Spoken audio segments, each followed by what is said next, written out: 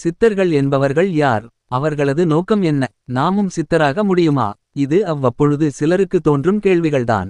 ஆமாம், சித்தர்கள் என்பவர்கள் யார்? சித்தத்தை அடக்கியவர்கள் மட்டும் சித்தர்கள் இல்லை. இந்த உலக இயக்கத்தை, பிரபஞ்சத்தை, இறை ஆற்றலை, உயிர் தத்துவத்தை, பிரபஞ்ச ரகசியத்தை என அனைத்தையும் ஆராய்ந்து அறிந்தவர்களே சித்தர்கள். சுருக்கமாகச் சொன்னால், இயற்கையோடு இயற்கையாக வாழ்ந்து இயற்கையை முற்றிலும் அறிந்தவர்களே சித்தர்கள். மனிதன் முயன்றால், சித்தர் வழி நடந்தால் அவனும் சித்தனாகலாம் என்பதே உண்மை. ஏனெனில் சித்தர்களும் மனிதனாக தோன்றி இவ்வுலகில் வாழ்ந்தவர்களே. ஆனால் இக்கலிகாலத்தில் அது மிக கடினமான ஒன்றாகும். அந்த சித்தர்களை குருவாக ஏற்று அவர் வழி நடப்பவர்களுக்கு கூட அது ஓரளவு மட்டுமே சாத்தியம். சித்தராவதற்கு முதற்படி தன்னையும் இந்த உலகையும் இயற்கையையும் பற்றி முழுமையாக அறிந்து கொள்வதாகும். இதைத்தான் திருமூலரும் தன்னை அறிய தனக்கொரு கேடில்லை, தன்னை அறியாமல் தானே கெடுகின்றான், தன்னை அறியும் அறிவை அறிந்தபின் தன்னையே அர்ச்சிக்கத்தானே இருந்தானே என்கிறார். இது முழுமையாக உணர்ந்து கொள்ள வேண்டியதாகும். அகத்தியரும் மனமது செம்மையானால் மந்திரஞ் செபிக்க வேண்டா, மனமது செம்மையானால் மந்திரஞ் செம்மையாமே என்கிறார். ஆக முதலில் தன் மனதை அறிந்து பின் தன்னை அறிந்து பின் இறையை அறிந்து இறுதியில் சித்த நிலைக்கு உயரலாம் என்பது தெளிவு. மிக கடினமான இந்த முறையை பின்பற்ற முடியாத நிலையில் வாழ்பவர்கள் என்ன செய்வது? வாழ்வில் ஏற்படும் துன்பங்களிலிருந்தும் துயரங்களிலிருந்தும் நம்மை எவ்வாறு காத்துக்கொள்வது? யார் உதவுவார்கள்? ஏனெனில் அவரவர் செய்த ஊழ்வினையை அவரவர்களே அனுபவிக்க வேண்டும் என்பது விதி.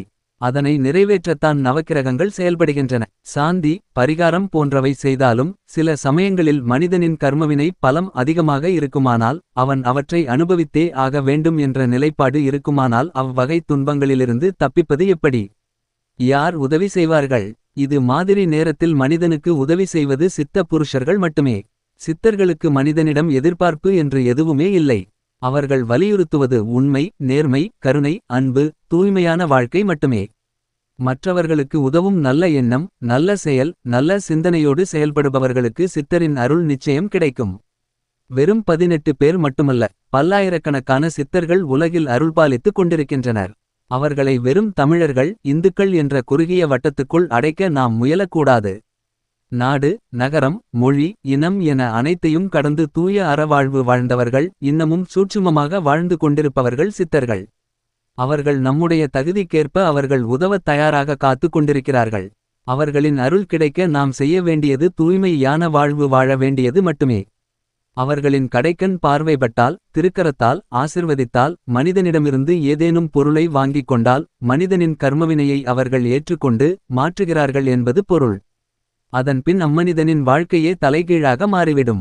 ஆனால் ஒன்று, அத்தகைய சித்தர்களின் அருளைப் பெற மனிதனுக்கு முதலில் வேண்டியது நல்ல தகுதி. தகுதியற்றோருக்கும் நல்லெண்ணம் இல்லாதவர்களுக்கும் சித்தர்கள் உதவ மாட்டார்கள். உண்மையாய், நேர்மையாய், சுயநலமின்றி வாழ்ந்து உலகின் உயர்வுக்கும் நலனுக்குமே எப்போதும் சிந்திப்பவர்களுக்கு சித்தர்களின் அருள் தரிசனம் கிட்டும். ஆனால் அதற்கான கொடுப்பினை, நல்வினை நமக்கு இருக்க வேண்டும்.